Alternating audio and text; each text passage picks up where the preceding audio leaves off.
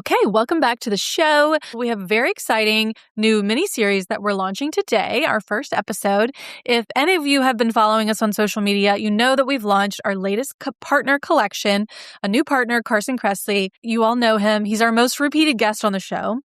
He is a listener of the podcast, and so we thought it only fit to have him co-host with us for 4 episodes and bring some of his favorite friends. So, Carson, welcome Hello. to the podcast. Thank you so much. This is a dream. You know, I'm a Ballard super fan, as I've said before, and I love the podcast, and I love the brand, and I love when the catalog arrives. And to be part of it is just, it's one of my most exciting things that's ever happened to me.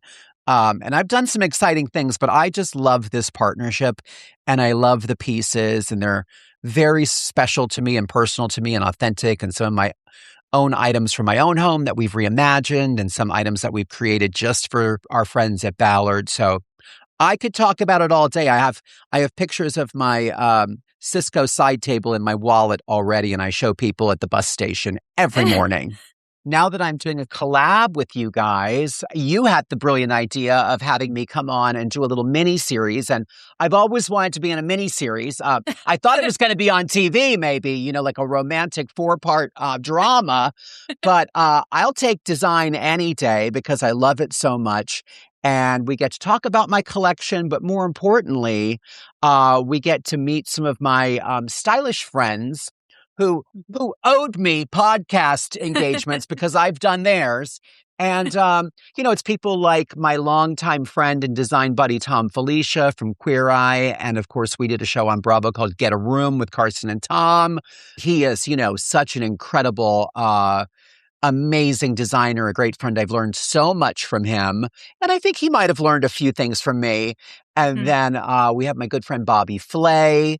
We're going to talk about entertaining and kitchen design and, you know, how to be the perfect host, which he is. Yeah. And then Junk Gypsies. I don't know if you know them, dear listener, but they are a fabulous design duo in Round Top, Texas. And we're going to talk all about the Round Top experience and thrifting, and one-of-a-kind finds can really define your space and personalize it. And then last but not least, we have the Grand Dame of Southern Charm, Pat Altschul. She is a great friend of mine. We love to go get a Costco hot dog together. So we're going to get some inside scoop on not only Southern Charm, but how to decorate with Southern Charm. So I am very excited. I'm not shutting up, so make me stop. Each of the episodes was so fun to record, and, you know, Liz and Taryn and I, we were kind of guests in this episode, which was really fun, because you, as our co-host, was really leading the way, and it was just a great conversation, so I'm excited for people to hear it. And this is our first episode in the mini-series with Thom. Like you mentioned, your longtime collaborator. He's been on the show twice, and we kind of revisited some of those memories, but also heard about some of his more recent adventures in decorating. And so I think that it's time to get to the conversation. Let's hop on with Thom. So today we are excited to introduce a new 4-part series special that we're recording with our guest host for the series, Carson Kressley. You know him. He's a TV icon, a style expert. He's a Ballard super fan, and he's launching his new exclusive collection with Ballard Designs this month. So we invited him onto the podcast, and he is bringing some of his dearest friends, his most stylish friends, to talk about decorating, entertaining, and all things design. So Carson, who do we have this week? And thanks for joining us. Well, thank you, Caroline. You guys are the sweetest. Thanks for having me. I love being a little guest podcaster. We have somebody really special and fun. Oh, wait. Oh, they couldn't make...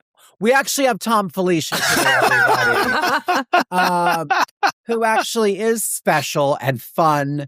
I adore him. I didn't prepare an intro because I know him so well. I feel I can just let you know. He is a... super, super successful, amazing interior designer AD 100, all the accolades. He has worked with superstars like Jennifer Lopez and Iman and David Bowie. He's done commercial projects, hotels.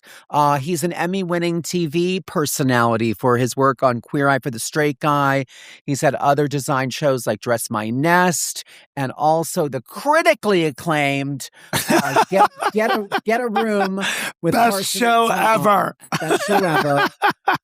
And he's written many books, but he's just a fantastic person. He brings so much joy and life to every project. And I will tell you, a fun fact about Thom Filicia is he's the most efficient energy saver. So like if there's like 5 minutes and he's very busy, he's always traveling around to site visits and hosting things, but he can sleep for 5 minutes and have the energy of like having slept for 8 hours. I will call him, like we do award shows together. I'm like, hi, I'm downstairs in the car. Where are you? He's like, I just woke up from a nap. I'll be ready in 5 minutes. This is a true story. And then he comes down and gets in the car and he's totally normal. Like, I'm groggy. I look like a newborn kitten after a 5-minute nap. I'm just like, I can't wake up. Thom can do anything. He actually had his makeup done while he was sleeping when we would do Queer Eye. Because we would start early in the morning and he would just be laying in a bed in a hotel room in Dallas. And they were putting his makeup on like he was in a casket. That's talent. He just has so many special skills. So, ladies and gentlemen, I give you Thom Filicia. Hello, Carson. That was, I have to say, for not having an introduction, that could have been my favorite introduction ever. That is so hilarious and accurate. What an amazing talent. Actually, when we couldn't get my headphones to work, I took a nap. I'm sure you did. And I feel like $1 million. I'm sure you did. Which isn't even that much money anymore. No, we have to update that to $1 trillion. Exactly. What's happening? Where are you right now? So right now I am in my showroom, Sedgwick and Brattle at the New York Design Center in Manhattan. And I just got back from Colorado. I was skiing. It was great. And how's your Aspen? My Aspen is fabulous. Oh, great. No, Aspen was great. It was super fun. And I was with you just before that. We were in Dallas having lots of fun and doing all of those shenanigans, which was great. We should tell, we have a lot of people like me who I consider myself like a design super fan, but I'm not a professional, but probably have a lot of professional interior designers listening to this podcast since it's called How to Decorate. And, yes. You were talking about this thing we did in Dallas, and I don't know if a lot of people know about this. The Arts Awards, but tell people about the Arts Awards. So Arts is an organization that recognizes designers and manufacturers in a variety of categories, from outdoor to lighting to just all of the categories, rugs, and also they recognize people within the industry, like people that sort of represent the product and the sales teams and all of those people. So it's a really great organization. They do a big event. And I have to say, as you know, Carson, the event is like incredible, the way that they put it together. And the funny thing is they have Carson and I go, I think it's like been for 7 years. And we get up there, they give us a script. We kind of loosely follow it. At best, we're up there like giggling and making jokes and sort of like pushing each other. And we've done a lot of really crazy things up on that stage, and they just really enjoy, I think, the natural energy of the two of us, and that we're both interested in what's going on, and that we just connect with everybody. We sort of meet with them, we say hello to them, we take pictures, we have fun. We are at the bar. We go from bar to bar. Yes.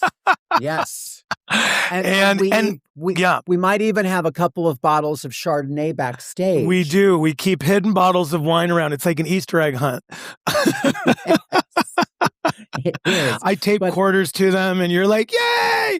I found another one." Look, mommy, it's Sauvignon Blanc, my favorite. Did you ever find an Easter egg very months after Easter? Yeah. I don't think I knew you weren't supposed to eat it. The chocolate was always discolored. Yeah. Yeah, when the chocolate is like taupe. Yeah, when the chocolate is and it kind of flaky. I was like, it just. I just was like, oh, maybe it's Belgian. Yeah, exactly. Exactly. Now, it's an exotic chocolate.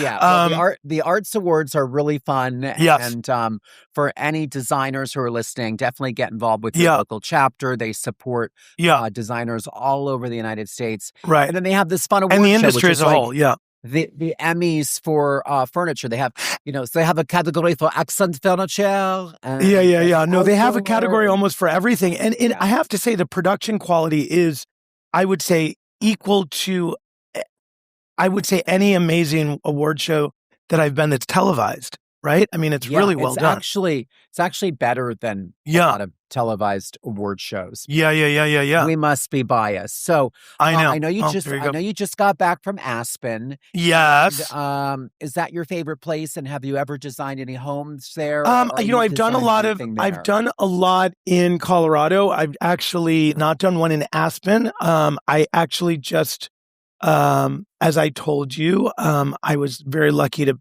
find a little teeny tiny condo right in the village of Aspen for myself. And that actually was my Christmas present to myself and Lago, my dog. And it went through. So now I'm actually doing that little project there. And I'm excited about having a home base there just because I'm a big skier. I love skiing. And also I love that town because there's so much to do and the arts and the food and all of that. So I'm excited about it. But yeah, I mean, I'm excited to have a home base there because it will make just doing projects there a lot easier, just because just having a sort of a place to land, which I think is really exciting. There wasn't a lot of snow. So skiing was not bad, but it wasn't fabulous. So I'm hoping in a few weeks I'll be able to zip out there and, not break an ankle. You're going to design your own home. And yes, I've and I'm using a lot of the Carson Kressley, The Thrill of the Hunt pieces collection from Ballard. Exactly. Yeah. I thought so. Yeah. Exactly, and I'll tell you exactly which pieces I need. Okay, perfect. And I'm going to have you check availability. This is really good because anybody listening, like I said, I'm just a stay-at-home designer. I don't have a company. And I tell everyone you're a plus-size stay-at-home model. I also wasn't that your tagline from a million years ago? It was. But yes. Now I can't remember what I was going to say. I do. I remember. What was it? This is great that you are doing your own project and you're going to ask me for product because what I do as an amateur stay-at-home designer is I go to High Point Market, which is where everyone goes to buy wholesale, and I order things from my house, and then they say, well, who's your account? It's like, Thom, put it on Thom Filicia. And then 6 months later, I get like 4 things that end up in my showroom because I have a loading dock. And also my showroom is like 2 blocks from his house. So all of a sudden these 3 chairs and like a thing and something else and a vase and 2 lamps and a chain or whatever it is and some horse whips show up at my house. And the next day I'm in my office and everyone's like, Thom, what's going on? What are you into? And I'm like, this is Carson's. These are not my horse whips. Because some of the stuff looks kind of like, wait, what's that? And I'm like, okay, this is equestrian stuff, guys. Don't get nervous. This has nothing to do with my personal lifestyle. That's a bit. I don't wear that in inappropriate moments. Just like, please, let's not think that way. I did Don't knock it till you've tried it. I did walk market with Carson, and he did use your name quite a few times. So, he did. And then people tell him to get out. They were like, get out. Kicked out of so many showrooms. That's hilarious. I did get asked to leave a couple showrooms because they thought I was another designer who I'm not going to name, but they thought I was like in there like getting ideas and stealing. Yeah. And I was like, but you know what's funny when they go up to you, Carson, they say, ma'am, can you please leave? and that happens often, mostly on airplanes. On airplanes, sir, ma'am. So we better get into some Okay. decorating. Let's decorating talk. So Let's when do you're some designing decorating your, talk. when you're designing your own home, Yes. is it like the shoemaker's kid where like they fall kind of to the wayside and they're the last thing that you work on? Or do you consider it more like a laboratory and you can try out things or use your own product? I mean, I would say, okay, first and foremost, I think the thing that's really interesting about doing your own place is that I feel like most designers are a lot more creative with their own spaces for a couple of reasons. One is you're your own client, so you can kind of push the envelope a little bit. But also, it's really sometimes it's a real exercise in value engineering because you can really look at what you're doing, and you're generally trying to do it on a different budget than your client. So it really does give you an exercise in sort of how to do things that you're really excited about, maybe that you haven't done yet or you haven't been able to convince somebody to do. But how do you do it and also do it in a way where you kind of get that same aesthetic without some of the things that maybe you just don't fit your budget. So I think that's great. And I think it's exciting. I think sometimes when you are trying to do things that you're excited about, but do them in a cost-effective way, I think it really pushes your creativity. And I think it, kind of gets you to really sort of thinking about a mix of materials or what's out there or, and just using materials sometimes.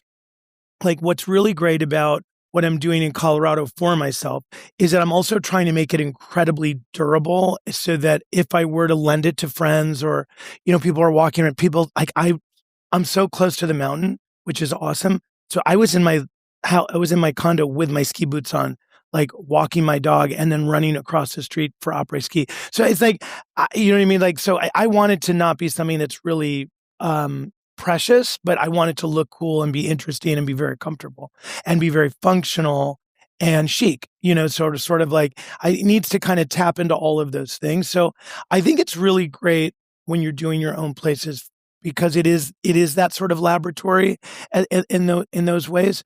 I mean, I'm also doing my house out east, the one that you were at in Sag Harbor. And that one's a totally different thing because people aren't walking, they're usually barefoot or in flip-flops or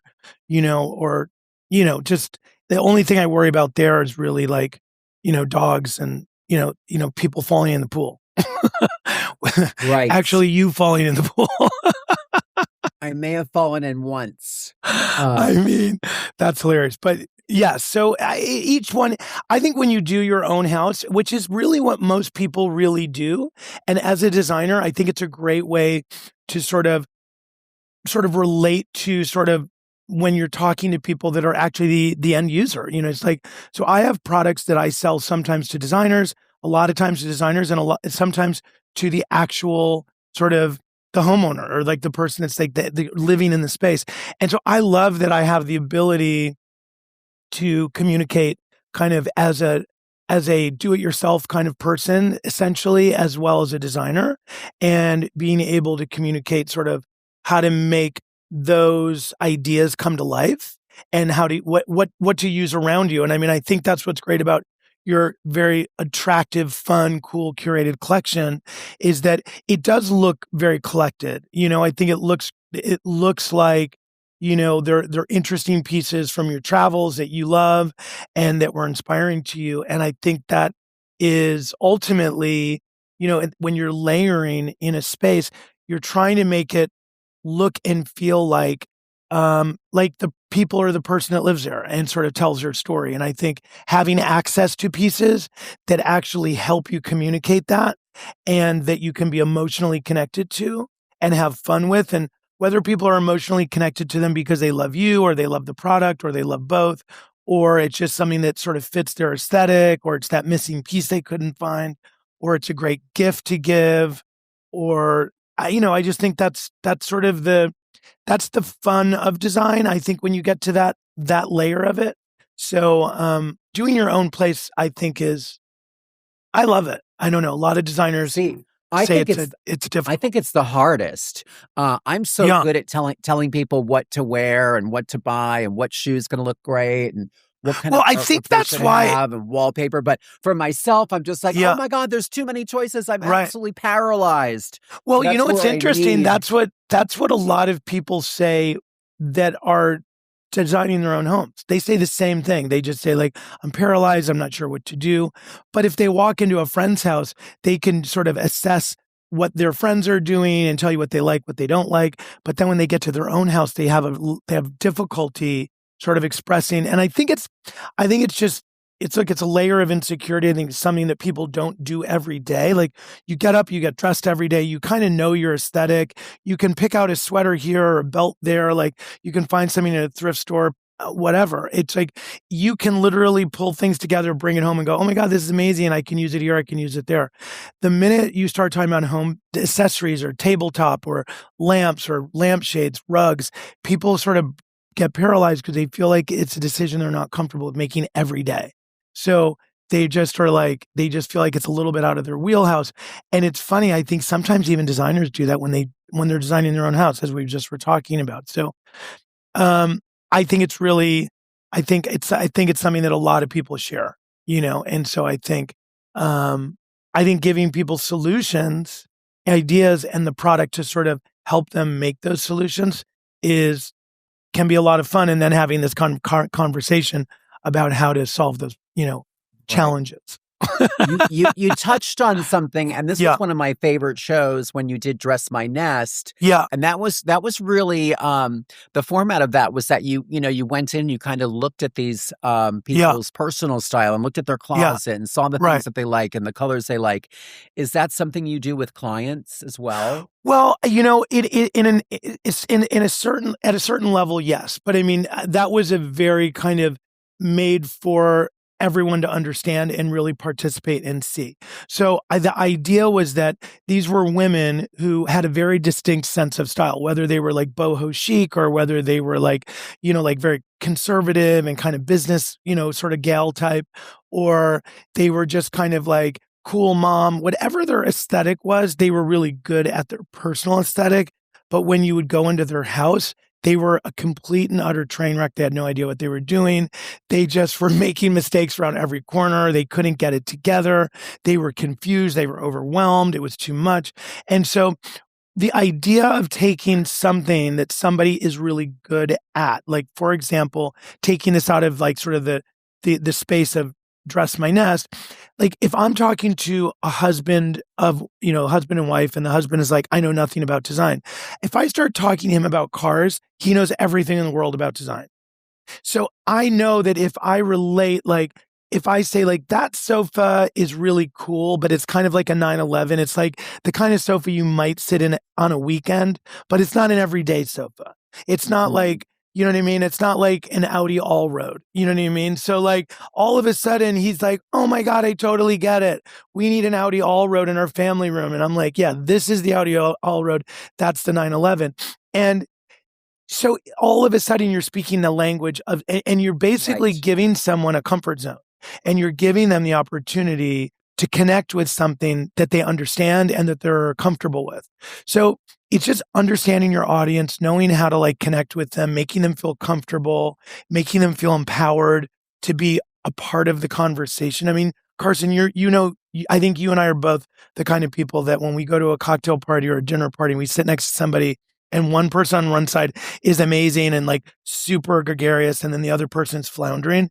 Don't you feel like you're able to kind of connect those two people and get the floundering person to kind of come alive because you're able to sort of pull the whatever it is about them that they are confident in out? It's the same thing you do when you're meeting with clients. It's the same concept. And so you want to give them, you don't want one person to feel like they're sort of directing the show and that the other person is kind of floundering. So I think at a certain level, designers, we always say like, we're like, we have to be a psychologist as well, but it's really just about kind of caring about the people that you're working with, wanting them to have a good experience. And also I really want them to participate because I want them to feel like at the end of the day, this journey is about creating a space that typifies them and not really typifies me. And it allows me as a designer to have like a little bit of a variation and a different journey on sort of the look and feel and the aesthetic and the point of view that I bring to the table. So it's not always the same thing. I don't love just sort of delivering my product. I like delivering something that feels fresh and new and personalized, to the client, the location, the lifestyle of that first, second, or third home, whatever it is. So yeah. Anyways, that's my thing. Well, one thing I love about your work, and we have a lot of people who do books and everything, and we'll look through the book and be like, I love this room or that room. I don't have that because I was not prepared, but I do have your books, many of them. You have four You don't books? need my books. You've been in, you have 4 books. Yeah. I've been to most of these places and rolled around on his sofas and his beds and really checked it out. I would say the design style is very, I would say it's masculine, it's contemporary, it's clean, it's layered, but it's also incredibly warm. And that's the thing that I think is your personality. I think that's your trademark. Every place that I go that you've touched, whether it's someplace at the beach or in the mountains or at Yellowstone Club or wherever, it always has so much warmth and texture. And you can tell it's a Thom Filicia room. Even if I go to High Point and I go to the Vanguard showroom and I'm looking at your products, your beds and sofas and chairs and rugs and artwork, it's very consistent. And I don't know if that's intentional or that's just your vibe. I would say, that is intentional. I mean, because I look at it as that when I'm looking at the world of product, I use not only our product, but I use almost every other product that you can imagine. I mean, we're shopping at, and for example, on my floor at the New York Design Center, Sedgwick and Brattle, my space, but we are in Varellin, which is like right next door to us, or like we are in our showrooms, the other 4 showrooms on our floor all the time. And whether it's, whether we're getting paints from Benjamin Moore or whatever it is. I mean, so we use everybody, we work with everybody, and it really depends on what the project is and the personality of the project. I think a lot of times, I always say that what I love to do is sort of cool down a Georgian and warm up a glass box. And so that sort of urban sort of glass box, or that, that sort of really modern house at the beach, I like to sort of warm that up. And that really sort of like beautiful renovated barn, or that incredible sort of Georgian colonial, I like to really cool that down and make it feel fresh and crisp and clean. And I love sort of landing in that middle space. And so that's really what I love to do. And I think of the work that I do as being very traditional and rooted in classic, sort of clean, fresh design. I wouldn't say it's very traditional, because I don't think I'm a very traditional person, but it has elements of tradition. But I would say it lands in a place of classic and timeless, or sort of classic and timely. I don't even see myself as being truly modern. So it's really kind of using those kind of words. It is. I mean, transitional, I feel like is kind of I think that's a very specific space. I think what we do is really more of a balancing act and play with a lot of nuance of those. You're looking at, transitional is just sort of always being in the middle. I think what I'm doing is really balancing sort of the things from the far ends and bringing them together. So it's really looking at the materiality of the architecture and sort of saying, okay, what is this materiality? Is it rustic? Is it warm? Is it very layered? Is it just the materials of the environment? And then when you start looking at the things that you bring into it, you want to bring things in that are clean, they're clear, they're maybe man-made as opposed to handmade, to really get that that contrast and create that balance.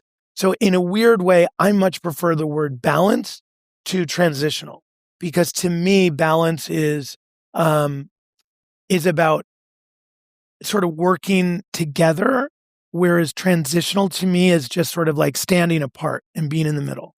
And so I don't know, to me, it's I think I like the idea of it being more inclusive about the overall experience. If that makes sense. I never really, in all the years that I've been like design adjacent, I was like, what is transitional? I don't understand. I'm like, just because I'm wearing a lady's cardigan doesn't mean I'm transitional. Well, I wanted to also ask you about some of your favorite projects. And there's celebrity projects, and I did maybe, name drop Iman and David Bowie. Yes. I think we kind of have to ask about that because I'm sure we're all like major fans. Yeah. How did that happen? What was it like? Where did you work? Well, so I mean, with that, to David Bowie one-on-one. Yes, he was amazing, and he was such a cool person and such an incredible artist. And Iman is amazing as well, and she's, they're two very, accomplished, creative people on their own, and as a team, they were very much a team, which is really beautiful to see because you don't always see that in anybody, in any client, whether they live down, they live in Tribeca or they're on television and they're a superstar or a rock star. He was a really incredible, creative genius and a lot of fun to work with and had a really great personality and a very cool aesthetic. And she's also the same way. They were lovely and it was really, it was very, very sad when he passed. But they were quirky and cool. And their place that I designed for them outside of the city was really spectacular and just filled with really interesting art. And they just, two people that are very open to really a lot of different, beautiful things and coming up with a way to bring all of those things together and make them live sort of in harmony and sort of tell a collected story that was unified basically for both of them was really fun because they just, they're just, there's a lot of ideas and personality and creativity going into sort of their aesthetic. So that was really fun. They're also very straightforward, down-to-earth, and confident people, which is really lovely. I mean, I think anyone designing anything or anyone picking out an outfit or looking at jewelry, when you're comfortable in your own skin and you're confident in your person and who you are, and you're not trying to put on airs or trying to like fit in or like trying to like keep up with anybody, it's just such a different experience, because there's an authenticity to what you're doing. You're having fun with it. It's real. It's cool. I mean, I just always tell people, I said, if there's a bit of advice I give people when they're designing is like, just, be authentic and be like, let it be exact. Like, this is about you. This isn't about winning. This isn't about having something that someone else doesn't have. This isn't about keeping up with anybody.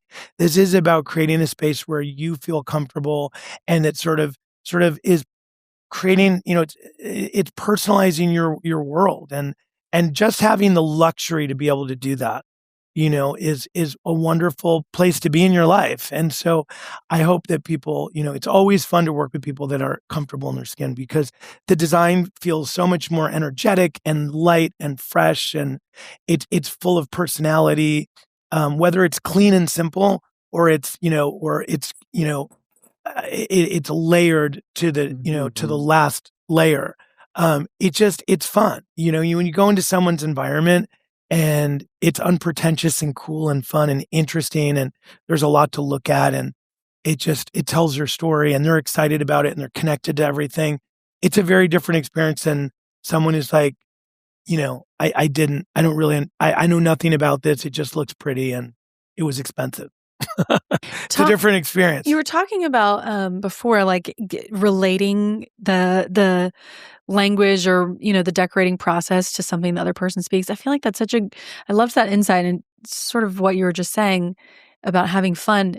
Like we all hate doing something that we feel we don't know anything about. Like taking your car to the mechanic. Yes. You're like, I don't know what I'm doing. I don't know any of the language. Like I dread it.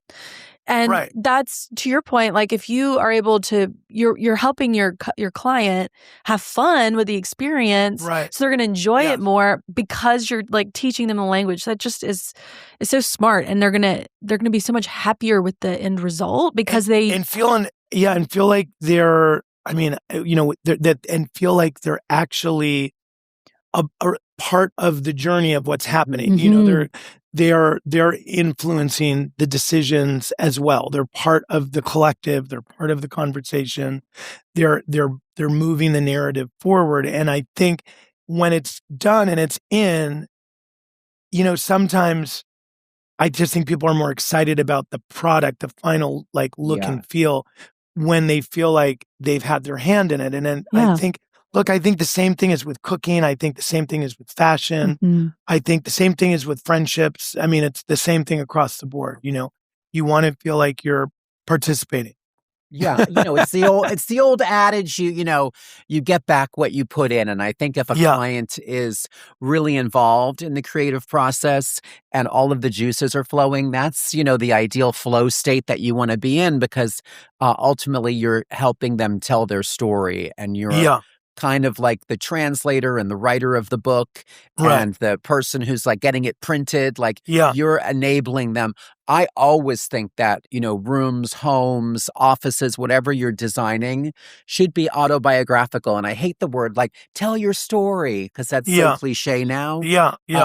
But I think you should always be able to walk into a home and be like, oh, this person likes horses, or this person is from Pennsylvania, or it feels good when it's authentic to you. Yes, I agree. And I think when someone walks into a space and a friend walks into someone's space and they feel like it feels like the people they know, even though it's like a very elevated, kind of new, fresh, different, very thoughtful version of maybe what was there before, but they know it's been elevated, and they know that they've worked with maybe somebody to do that, or they've gotten ideas from somewhere, but they still feel like it feels like this is definitely, my friend's place. And I can see all of the things that are kind of like what was here before, but is so much better version of that. And it feels so much better. It looks so much better, but it still feels like them. I think that's when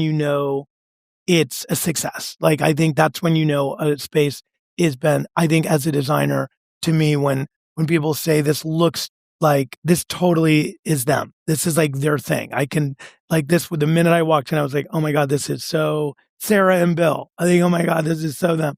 I think that's when you're doing what you should be doing. And by the way, even if you like commercial, think of a commercial job, like a restaurant, like going into a restaurant and like looking at the design of the restaurant and kind of knowing what you're going to be eating and knowing what those flavors are going to be is kind of understanding that environment. Or when you look at a hotel that you love, a brand that you love, and the interiors kind of really speak to the experience of where you are, what it's going to be like, what the vibe is like. It's totally chill. It's cool. It's relaxing, but it's super chic. It's unpretentious. Like all of those things. I always say the way that you describe an interior should be the way you describe your best friend. It should be like fun and interesting and cool and down to earth and love to get drunk. But I mean, I think that's the best way to describe an interior, is that it should sound like you're talking about a best friend. A person. Yeah, exactly.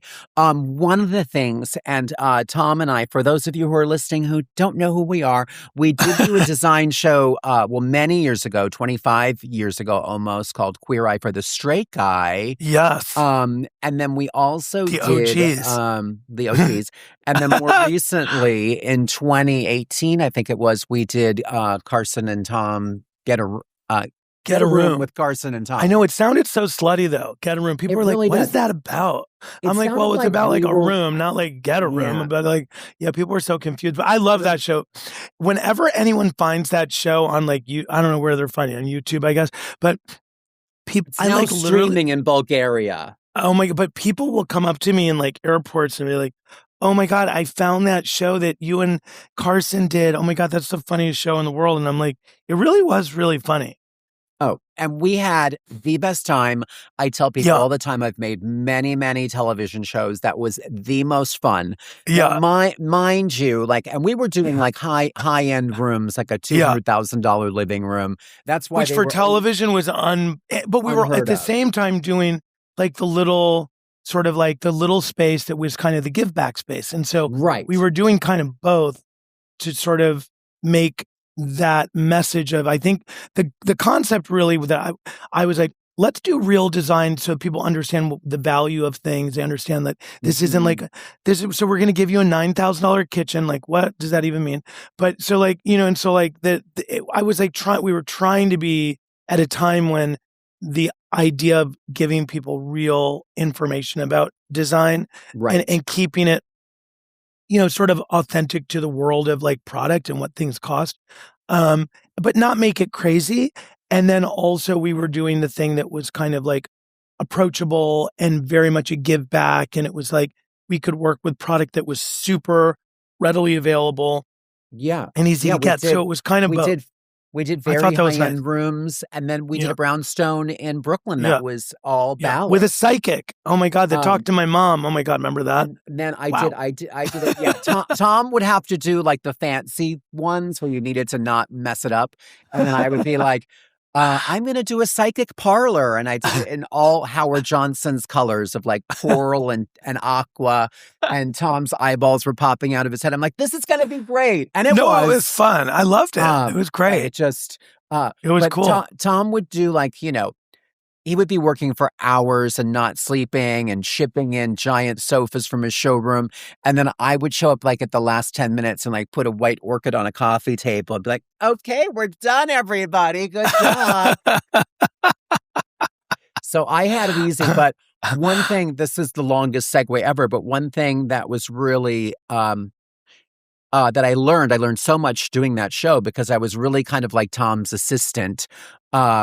And I learned about editing, and all of my houses up until that point, and maybe a little bit now, kind of look like stores because I love so much stuff. So I have like, you know, I don't have like one Ralph Lauren Hurricane. I have like 17 of them and books and stacks. And I tend to overdo. And editing is something that I learned from Thom. It's so important because it makes the good stuff sing. If you're not like competing for all that visual clutter. So I learned a lot on that show from Carson about airbags because he was driving the car and it was a very big SUV that Carson would sometimes like see a door on a house while we're driving through a neighborhood and say, oh my God, I need to get a picture of that door, and jump out of a moving vehicle without putting it into park while I was buckled into the passenger seat on a hill. And then all of a sudden he would get out to take the picture and I would roll away with the car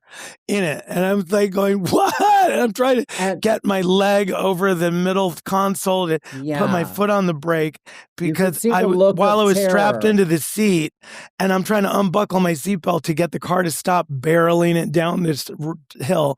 Anyways, those were many moments like that. Many. I mean, I think there were so many. That was hilarious. There was also a lot of high-low design in that show. And I love that. I think you've talked about that a lot. Like, that's how we live. Like, we eat hamburgers and French fries from Shake Shack, and then we go to, like, maybe a fancy restaurant. Like, it's a lot of... Yeah, but I mean, like, think of all the things people... just look... It's so funny. I mean, how many restaurants now serve, like, caviar and potato chips? Or look at, like, just sort of, like, everyone's wearing, like, a t-shirt that costs $9 from, you know, like their favorite like store where you can get something like that with like a $2,000 belt. You know what I mean? Or, you know, like really fabulous, like cool sneakers that are hard to get and are like, you had to get a mortgage to buy them. And then you're wearing them with like your favorite jeans you've had forever. So it's like, I just think that like, that's kind of the way we live today. And I think if you're an interesting, cool person, that mix is how you sort of create the combination that makes sense for the event and the things that you're doing in that day from a fashion standpoint. That's the same thing you do with a house. You know, there are certain rooms where the combination might lean a little bit more high and a little bit less low. Then there are rooms where you do just the opposite. And then you go into a kid's room or a kid's space or the family room. Maybe the entrance hall has like a little bit of like, you kind of do all of those things so that it's sort of appealing to everybody and it doesn't feel too pretentious. But then you go into like another room where you can like really go kind of crazy and like really push like all of the envelope and like you go crazy with your budget and do things that are maybe a place that you're not worried the kids are going to, sort of run around. But like, I think that is the way we live. And I think to celebrate that is really cool. And I love the idea that I think high-low is how people are cooking. It's everything. It's just like mixing really high-end ingredients with everyday things, I think is a really nice way of being sort of a thoughtful, global kind of person. You know what I mean? It's just like things from all over the world, things from your childhood mixed with things that you were so excited about getting as an adult and letting those things sort of play well together. I think it's a great way to create a very personalized space that doesn't feel like everything else that's out there. And I feel like that's everyone. I think the idea of personalizing your interiors is really what people are doing across the board, whether it's food or fashion, interiors, all of those things. People, I think, going into a space that feels personalized, when someone does something with an outfit that feels like, I haven't seen that before. I love how you mixed all those things together. That's so cool. That's what everyone's trying to do, I think. And I think that's what's exciting about design right now is that it is really more about, rather than trends are maybe just like little sort of like, they're these ideas that can help people sort of navigate, but they're not sort of what you're looking to accomplish. I think that it's really about looking inward for your inspiration as opposed to outward. So I think that's kind of the moment we're in, and I hope it continues. Yeah, I think that trends are great and they're fun and they keep it fresh. And I always relate that to like the fashion world. Like if, the Tory Burch flat is having a moment like it did back then. That was a fun little trend to be a part of, but it shouldn't be your entire wardrobe. And I think in your home too, I'll add a piece of artwork or maybe like a new plant or something to just make it feel a little bit more up to date. I don't have to redo my whole house. I'll just maybe change out a coffee table or a rug or switch my rug seasonally or do different pillows. And you don't have to spend a lot of money and you can really get that feeling of refreshment, which I love. Well, yeah, I mean, sometimes it's just about editing too, and like getting rid of some things can refresh your home. Well, also knowing when you've kind of like when you're, as we all do, we layer things in over time, and then you kind of have to look around and say, hey, like I've got to really think about this. Like where there's a lot happening in this one area, and I've got to really sort of like just kind of give it like just sort of like kind of when your phone gets a little crazy and you turn it off, you count to 100. I never wait that long, but maybe I count to 5 and then I hit it back on again. And it stops doing that wiggly jiggly thing. And you're like, okay, we're back. Everything, look, I can get all my stuff. And so I think that's kind of what you need to do with your wardrobe every once in a while. You have to do that with your house every once in a while. You have to do that with that drawer in your kitchen that you're just like, I don't even know it doesn't even open anymore. I'm literally, it's January right now when you're like, I found the dog. Okay, everybody, call up search. I'm literally doing that right now, decluttering and refreshing, and it just it feels so good to do a January. Yeah, I think when we were kids, it was called spring cleaning. But I think we have to do it now. I think we call it seasonal, seasonal cleaning now because I feel like it needs to happen more than just in the spring. Especially like right after quarterly Christmas. Cleaning. And there's stuff everywhere. Yeah. I think it's a great time to reset. And somebody told me this. They said if your closet is disorganized, your life is disorganized. Yes. Yeah. If your checkbook is disorganized, your life is disorganized. For me, I'm such a visual person that when the clutter and the disorganization gets to a certain point, I can't even think. Like I'm just like ADDing my heart out. Like, oh, let's put those Christmas boxes away. Oh, there's a bird. Who wants to listen to Elena Wilson? Like I have to have structure around me. Yes. To be able to function. So everything has to have a place for me. So like I need to kind of know. Yeah. I like a little, I will say though, I like a little bit, like when I go into an environment and it's so buttoned up that it Mhm. feels a little like it kind of feels wound.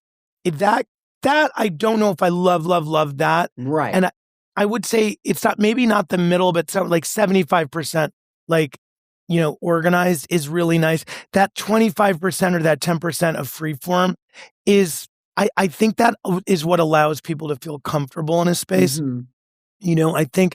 I think when things are buttoned up enough that it feels really together, but there's a little bit of imperfection, that little bit of imperfection is what allows people to be like, to feel like they can breathe in a space. Because I will tell you, there are some interiors I've been in where I know that it intimidates people, makes them feel uncomfortable. They sit in an uncomfortable way. They are kind of like, hey, let's go out to dinner. They can't wait to get out, and I Yeah. think whenever anyone goes into a space and they're excited about being in that space and they use it in a respectful but comfortable way, I think, as a designer, as a host, that you're giving the right message to people. I think when your host is like barefoot and like, and is like very like, casual with certain elements of what's happening, but also very buttoned up and on point with other things, you're creating that, it's going back to that word balance, but you're creating that balance that allows people to not only feel well taken care of, but also at the same time feel comfortable. So I think it's a little bit of a mix that way. Yeah. And we know that feeling, like when you go to your favorite restaurant, it feels warm and welcoming and you're just like, you can exhale. Yeah. Yeah. And I know that's how Yeah. I want my house to feel. I Yeah. think that's the goal for most everybody. And even like in fashion, like when I was at Ralph Lauren, we weren't striving for perfection. We wanted things to look a little lived in. We Right. wanted to have the collar zhuzhed. We would take a cheese grater and grate the knees of the jeans so they would like look a little bit more like worn out. Yeah. That little bit of lived in insouciance is what makes people feel comfortable. And it's really, really important in interior design, because that personally, I think that's the goal. Make you comfortable and make your guests comfortable. That's why we entertain at home. That's the total reason for doing it. So Agreed. I did want to, and I think we probably have about 10 minutes, but I wanted to talk about, you've worked with so many legends in the business, like Albert Hadley. Are there lessons and things that you took from each person that you would say, this is like a gem I want to share? Yeah. Well, so I worked, so when my first job out of college, which is so, and the way I got that job was so crazy. In the 60s, right? That was in 1947. 1947. Yeah. It was lovely. Anyways, it was a good time. It was a good time. Traditional was still kind of like, it's just getting kind of, we're leaning into the 50s, getting a little bit chic. It's nice. No, it was in, God, what year was that? In the 90s. So it was the 90s, which is, I think is when I met like you. Still a very long time ago. But so I was, my first job was working at Parish-Hadley and working with David Kleinberg, who's amazing, and Albert Hadley and Libby Cameron and, oh my God, Michael Zabriskie and David McMahon in the design office. And I was the lowest man on the totem pole. And I got my job there because I called and basically acted like, I was like, hi, this is Thom Filicia from Syracuse University. So can I speak with Albert Hadley? I think they thought I was giving Albert like an award. Like an award, like, Lifetime Achievement Award or like an honorary degree or something. They're like, Albert, we have Syracuse University on the phone. And then they get me on the phone. And I'm like, hi, it's me, Thom Filicia. And I was wondering if I could come and interview for an internship. Anyways, he said yes. And I went in and had an amazing interview with him. I was a junior in design school and it was amazing. And I ended up getting the internship. And then I worked there. They hired me out of college. So it was great.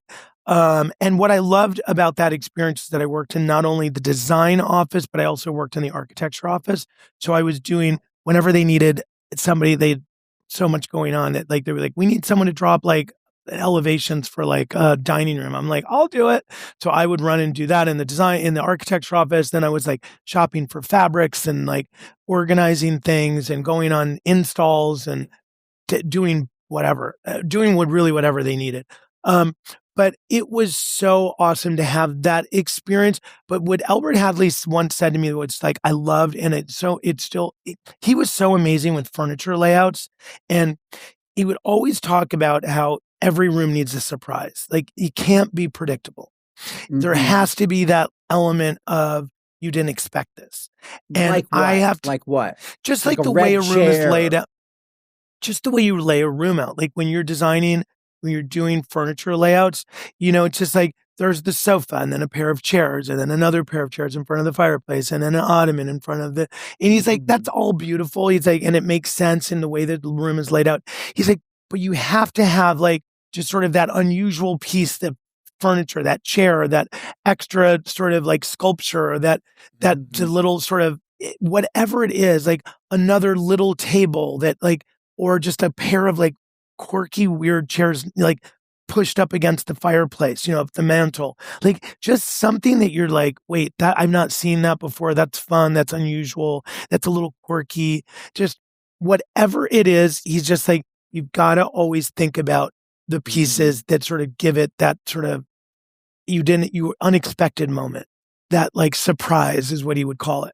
And so I loved that. And it really serves me so well in all of my projects. It helps me with my showroom.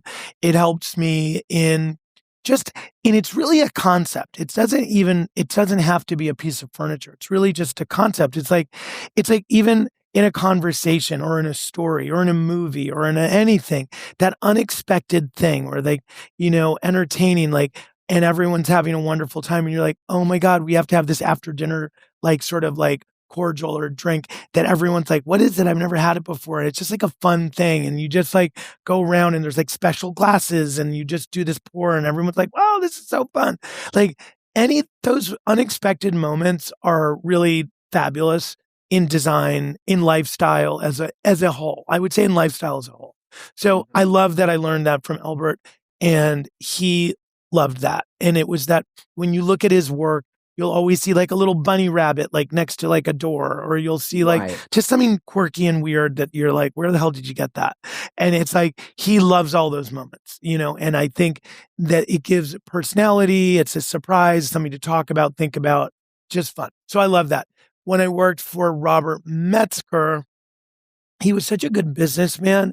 And I love what I learned from him is that a lot of what you need in your designs to finish them, a lot of other designers need as well. So always have a showroom that is a way for you to finish your own projects and also to help other designers do theirs. So he was such a good businessman, and he was such a warm-hearted person. I mean, I'll never forget.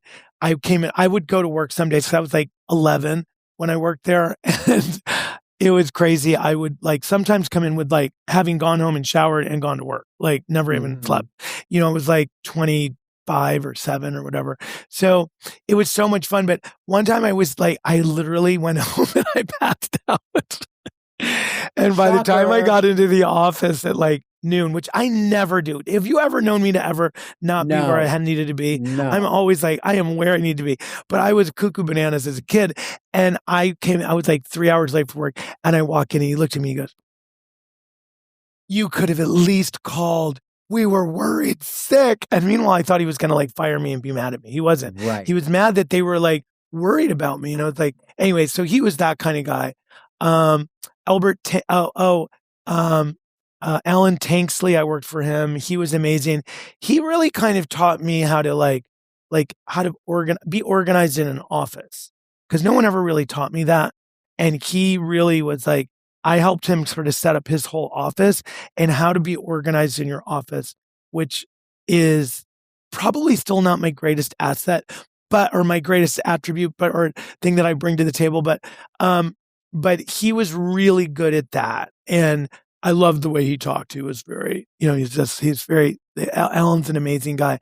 And then Jeffrey Bill Huber, gosh, I think I learned probably the most from Jeffrey Bill Huber. I just think his aesthetic and my aesthetic are oddly very similar and unusually very different. I think it's funny. but I really love he and Albert Hadley were very similar also in a lot of ways. But Jeffrey was, I would say, like the, kind of cuckoo bananas version of Albert. So I think that's why I loved his aesthetic. He was so much fun, like visually. And he does so many interesting layers, which I love. We have I was almost like if you were to take like maybe like someone like Bill Sofield and Jeffrey Bill Huber and put them into a blender. That's sort of who I am, I think. Okay. But like aesthetically. Right. So so that's kind of how I landed there. But anyways, so yeah, I love all the people that were amazing opportunities for me to work with and like get to know and become friends with and learn from. I mean, so many incredible people that have brought so many. I mean, I remember going to like meeting Sister Parish. I mean, God, she was so like talk about an intimidating person. Yeah.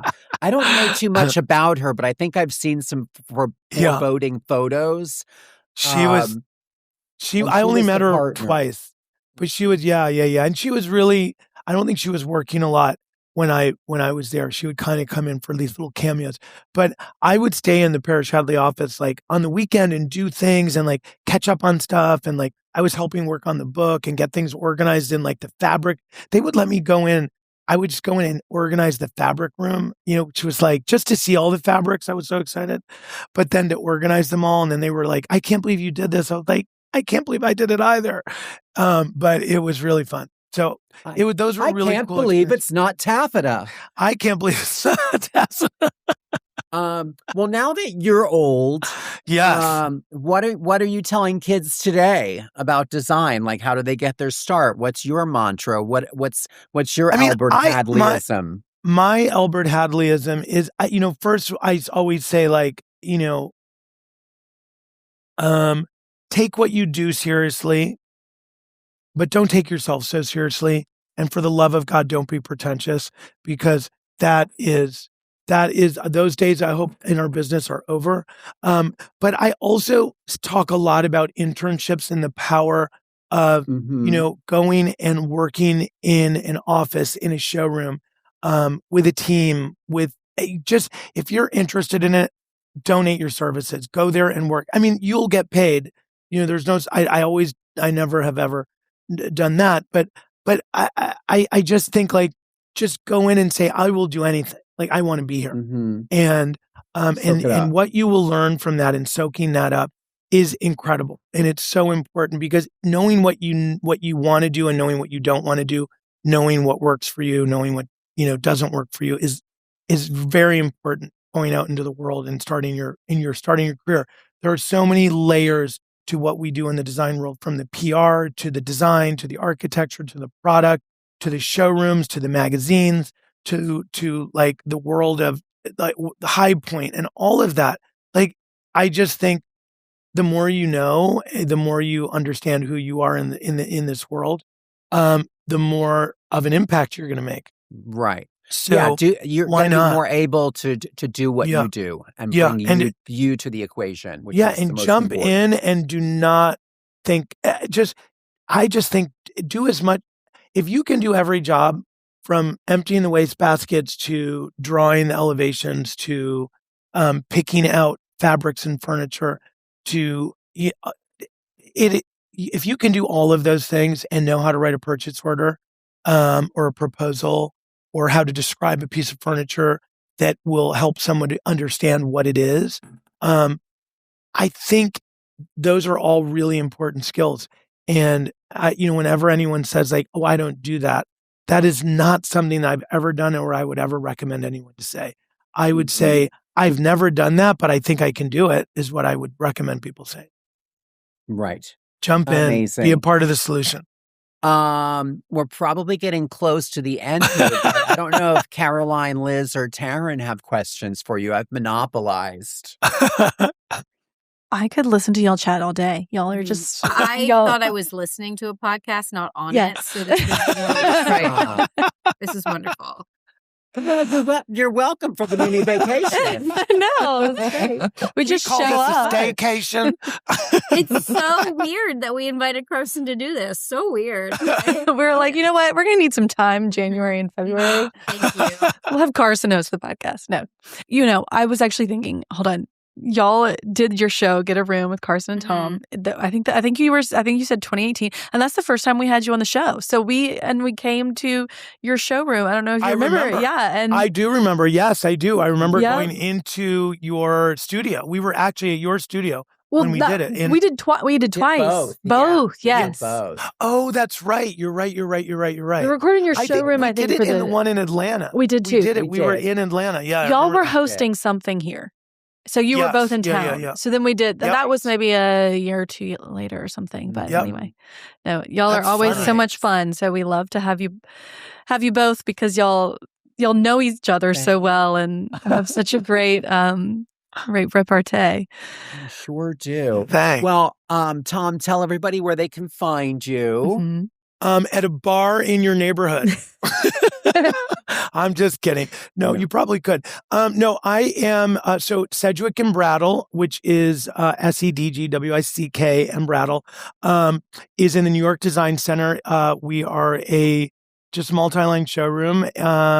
And it's fun. It's great. I'm in it right now. I love it. Can anybody come to that, or do you have to be a designer? Yeah, so designers, it's a to the trade showroom during the week, and then on Saturdays, it also is available to to everybody. So great. That's really kind of cool.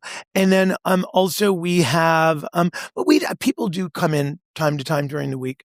Then we also have Thom Filicia Incorporated, which is my interior design office, and we're about 18, 20 people, and we do commercial and residential design, mostly residential right now, but we do commercial and residential.